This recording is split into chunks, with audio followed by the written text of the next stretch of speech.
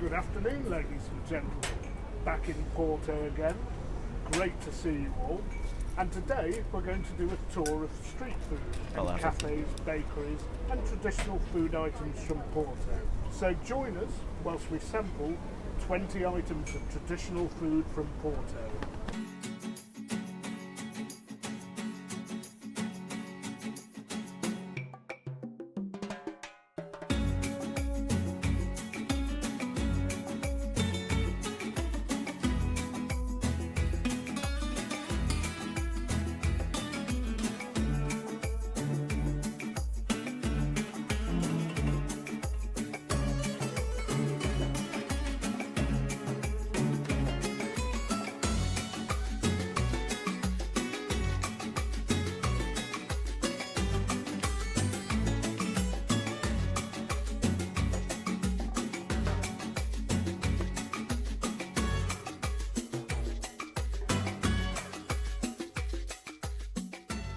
So today we're being guided by Luis from PortoVore Tours, and he's going to take us around the city and show us some of the best things from Porto, which it is a bit windy today, that I've missed in the past. But wind will not put off serious gastronauts. So we're in a bakery called Padaria Ribeiro. It's been open since 1878. My name is Luis. I run PortoVore Tours in Porto. We're currently doing a food tour today, and we're starting off with some traditional Portuguese pastries. Today we're going to be trying 3 miniature pastries. One of them is the Bola de Berlim. It's kind of like the Berliner from Germany. In Germany they put jam in the middle, but here we put an egg custard. It's kind of like a donut, also with some powdered sugar on top. Second, you can try the classic pastel de nata. Pastel de nata, it's okay.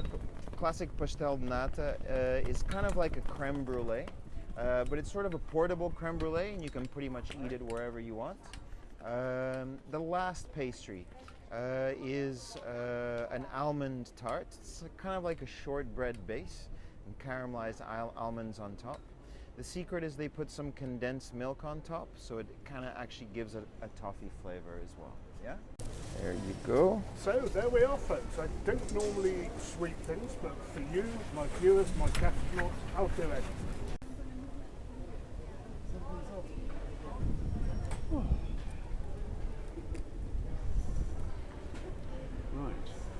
Well, Richard has joined us, and as we know, he's the aficionado de postres. He knows his sweet stuff, so talk us through it, because you could explain these a lot better than I could.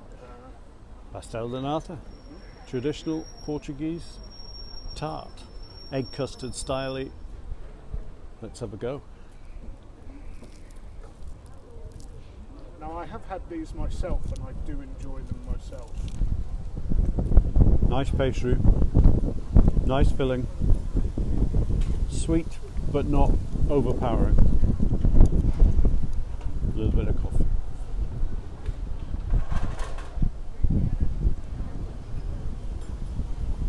So the classic Portuguese pastries, if you haven't noticed, they have a lot of egg custard in them. So there's a lot of egg yolks. The reason for that is they're considered convent pastries. So they were made by nuns and priests back in the day. And the reason that there's so many eggs in the pastries is the fact that the egg whites were used for makeup, for wine production, and also for painting. So there would be a lot of egg yolks left over, and they had to do something with them. So the tradition of the egg custard in the pastries kind of came from there. Now it's funny how that's developed into the modern day, because nowadays the traditional pastries are made with egg yolks, but there's a lot of egg whites left over, and there's chemical processes for painting, the wine production, and the makeup. So they actually end up throwing a lot of the egg whites out. So the almond tart, I've never had this before, so this is a first for me. You can notice that the flavor on it has sort of a bit of a toffee flavor on top. This is mostly because they put a little bit of condensed milk before they bake it. That's kind of the secret behind it. We have a lot of almond trees in the north of Portugal. Actually, they end up blossoming around April time, so the whole countryside is like covered in a pink blossom. Oh, that was delicious. It wasn't so sweet either, which is something I appreciate. Now, remind me, which one am I going on to here? This one is called the Ball of Berlin. It's kind of like the Berliner in Germany, but we put egg custard instead of jam in the middle. It's kind of like a donut, and then it has a little bit of powdered sugar on top. It gets a bit messy when you eat it, but it's definitely worth it. Okay, here we go.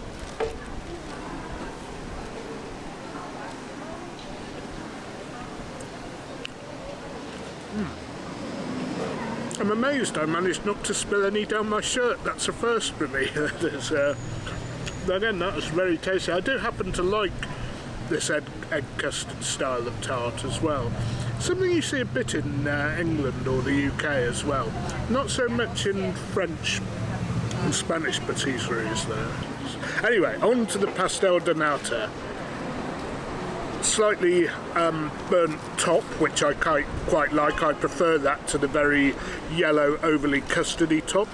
And as you can see, this is a sort of mini pastel de nata. I've seen some much bigger ones. Given the amount we're going to have today, it's probably a good thing. But let's see if it's as good as the ones I've had before. It is indeed. I must say, in my opinion, there isn't a huge amount of variance between pastels, de natas, depending where you go, but I have seen the odd one that's been completely screwed up. But this one hasn't been. Normally, with a pastel de nata, the best pastel de nata, people always ask me that question, and it's the places that manage to get you the pastel de nata into your mouth with the shortest amount of time as it comes out of the oven. Now, some of you watch me regularly are not going to believe what's about to happen here. We are about to go into a McDonald's. Yes, that is right. You know all my jokes about terrible sandwiches, terrible food and everything, but we are. But it's not quite for the reasons you think. Going into McDonald's. So essentially, this cafe was a cafe that was built in the 1930s. It's called Café Imperial. And essentially you can see that as you walk in, because the Imperial is on top of the McDonald's, and there is a big eagle, which was the original, let's say, symbol of the cafe. And back in the day, the Portuguese had several colonies throughout the world, and we were actually one of the first cultures to monetize slavery. So even though we discovered most of the world, and we were revolutionary in terms of let's say transport with ships and in the ocean, we kind of monetized slavery, and we used to bring coffee in for most of our colonies. So as you go inside, you'll see a sort of solid silver sculpturing around the inside of the building. And also, there's one of the nicest stained glass mural pieces in the city inside. It is slightly racist, but it's sort of contemporary with the colonization at the time. So you kind of have the coffee beans being picked by the slaves on the right-hand side. Then in the middle panel, the slaves are taking the coffee, or the Portuguese are taking the coffee on the ships to Portugal. And then on the left-hand side, you have a nice little white couple drinking their espressos back in Portugal. And it is a representation of how we used to grow things in our colonies with the help of the slaves, bring them to Europe and sort of monetize on those commodities.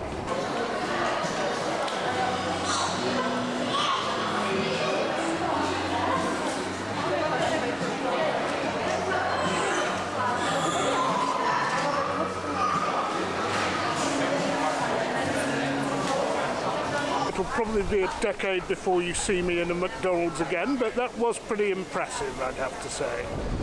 So we're at Bento railway station now. Not a rail replacement bus to be seen here.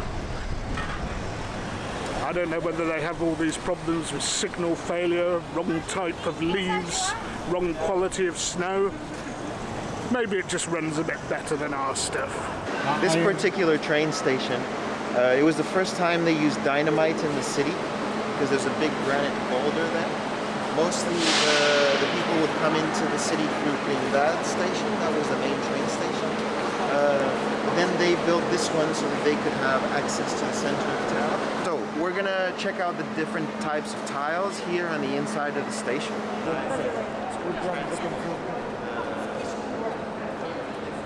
Harvests, which we call the vendimas, and the ladies picking also the olives from the olive trees to make olive oil.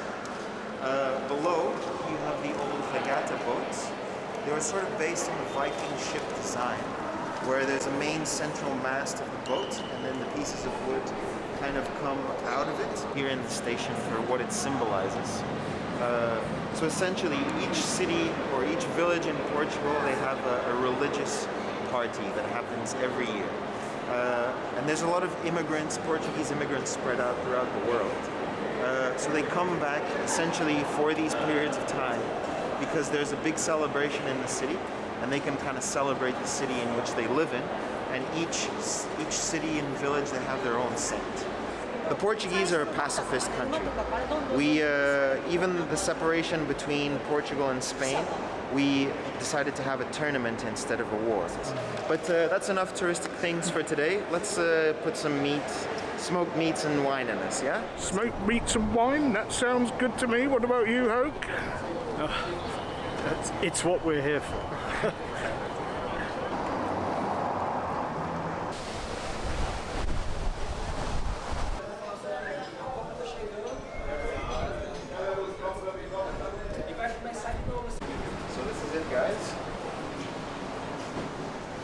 Is the meat. So you have the presunto here, which has been salted, and then you have the salpicão here, which is the smoked one as well. You know? Here you have some broa. It's like 6 cereal bread, kind of like rye bread. Tastes a little bit like the German pumpernickel. You have some white bread, in which you can dip into the olive oil that you can try.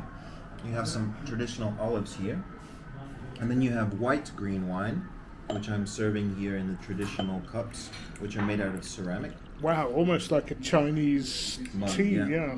And the reason they do that is because you're supposed to drink it as cold as possible. And essentially, it's a little bit with gas, the wine. So you have the green wine that's white, and you have the green wine that's red. You can see the color on that red as well. Yeah? So essentially, green wine comes from the north of Portugal, next to the ocean. It's grown at a higher altitude, so the harvest is earlier. And it's called green wine because you only drink it with about a year or 2 years of age. You know, so it's a young wine. Green meaning young. Yeah? What you're going to be tasting with the white is sort of a citrus feel to the wine. It has a little bit of gas in it because the second stage of fermentation is finished within the bottle. And it has that acidity and that lemony sort of flavor because of the style of the grape and because of the altitude in which it's grown.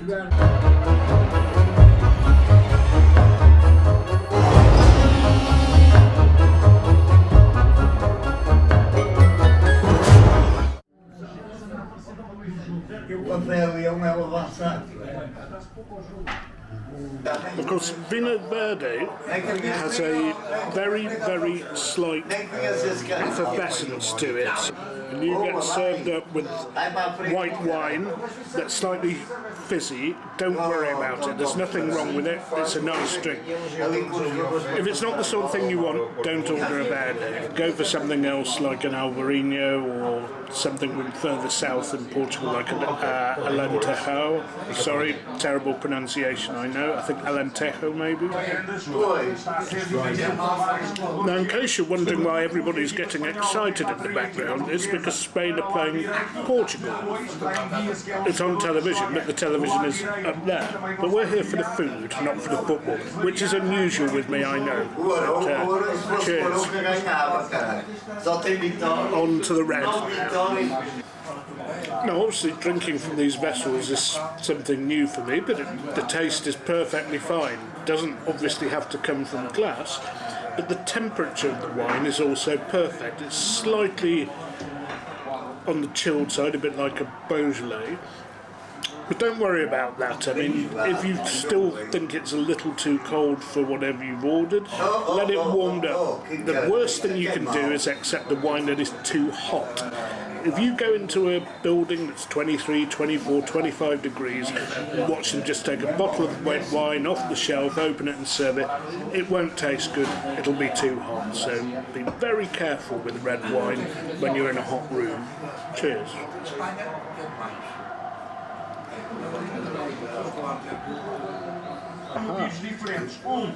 One word of advice is for sipping, not for downing. Okay. Okay. The first sip is going to hurt. The second sip, you get to taste actually the flavors. Well, you know what they say in the UK? If it doesn't hurt, it doesn't work.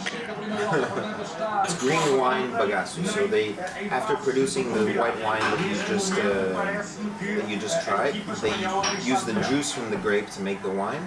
And then the skins of the grape, they further ferment to make that. So everything is basically used from the whole process. The rye bread is a revelation as well. This bread is called broa. B-R-O-A. And now, onto the real deal. Now, I've been told not to down this, so I won't. I'll just have a little sip.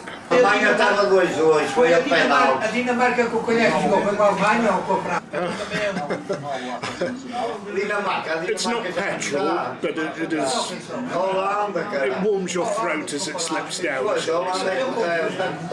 course, this is not the sort of thing I would normally drink, viewers, but when in Porto, you have to try these things. So, onwards and upwards, and on to the next place.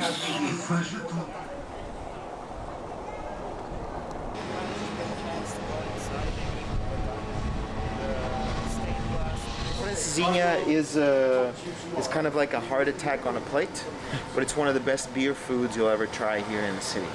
So you have one slice of bread, two types of fresh sausage, a steak, some mortadella, another slice of bread, cheese on top, a fried egg, and then you have like chips, and then you have sort of a port wine and beer sauce, which sort of envelops the side. Okay, that's wonderful. Thank you very much. There's many stories of how it came about, but the story that I think is most truthful was a Portuguese-French immigrant that was here on holiday. He was a bit drunk one night, and he tried to make what is called a croque monsieur, but he used the ingredients that his mother had in his fridge, and this beast was born, basically. I'd suggest you eat it for lunch, not for dinner, because then you'll have a francesinha baby while you're sleeping. So it's better to have the day to sort of digest it off, yeah?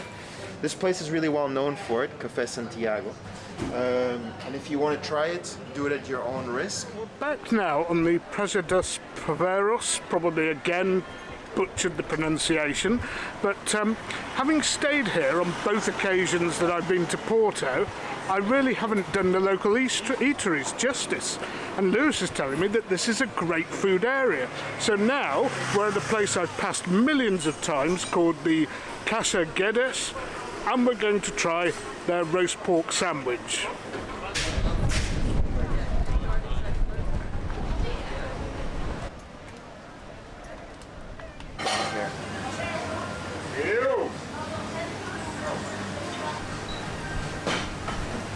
Depois meteste aí o queijo de serra com compota e aquelas tostinhas. E muito molhinho também na sandwich. Uma dose de batata.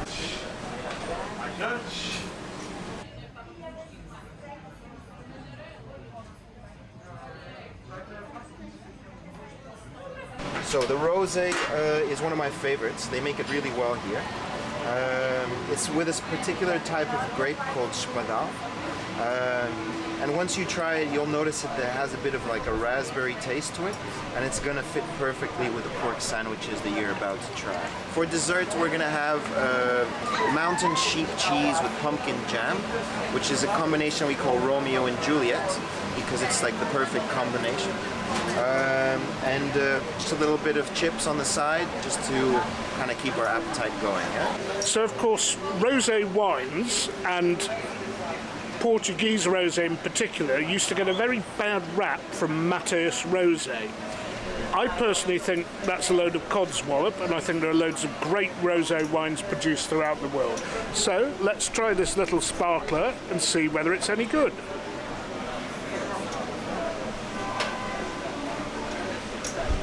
That's great. That's a bit of a fruit bomb. That is. You can really taste the red fruit in there, and I'm really keen to see how that goes with the pork sandwich. Rosé has sort of a raspberry taste to it once you try it, and it is slightly sparkling. We're here because the pièce de résistance is the pork sandwich. And Luis is going to talk us through it. So basically, Sandes de Pernil, we're here at Casa Guedes. You can see the name written there on the plate. And essentially, this is a bizaru sandwich. Bizaru is the pork before it was domesticated into a factory pig. It comes from the north. It's fed mostly on chestnuts throughout its whole life. So it gives the meat a different consistency. The meat is actually very white. It almost looks like turkey. The secret about this place is the fact that they recycle the sauce from one leg to the other. So they make on average about 10 legs a day. And the sandwich that you're about to try pretty much has a concentration of pork fat from like maybe 10 or 20 different pigs. And that kind of gives it the special sort of flavor. You're gonna add spicy peri-peri sauce. Peri-peri sauce comes from Angola, the chili, and we incorporated it into Portuguese culture. And mostly if you add any chili to Portuguese food, it is the peri-peri sauce. And normally it's homemade. So this is the homemade sauce here from Casa Guedes. So yeah, enjoy guys. So, lovers of Nando's back on the UK, this is the real deal. The real meat, traditionally prepared, the real bread, and the real peri-peri. Well, my half is going to get a fur dousing in chili.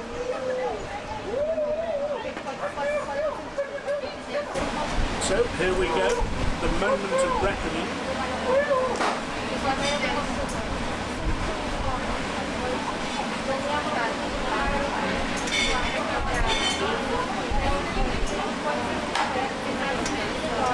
Everything is perfect. The bread, the moistness of the pork, the spice of the chili, and okay, I like spice, you might not, but this is fantastic.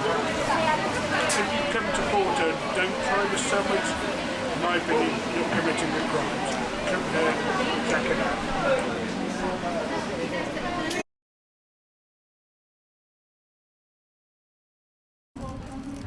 Cheers guys, enjoy.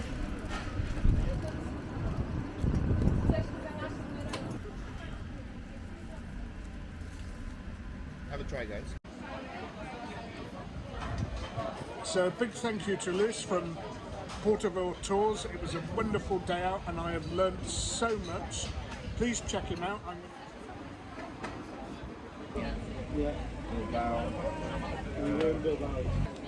So a bit of Sandes de Australia, a runny Portuguese cheese where you actually sort of cut the lid off when you take the top off the cheese. It's a really creamy but strong cheese, and I really love it. And what better to have it with Porto wine, Newport Porto, which is one of my favourites. We've gone for the Tawny here today. It's not for a reason that they have the most Michelin stars in summer.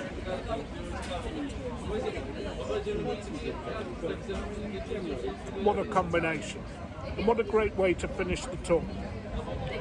I'm slightly wellied, as one might be after all that, but had a great day out. I hope you, the viewers, have enjoyed viewing this. Don't forget to like, subscribe and share the video if you liked it. There's plenty more content coming from Porto and the rest of Iberia over the summer, so keep watching, keep eating, and don't forget, you can't beat a bit of mutton.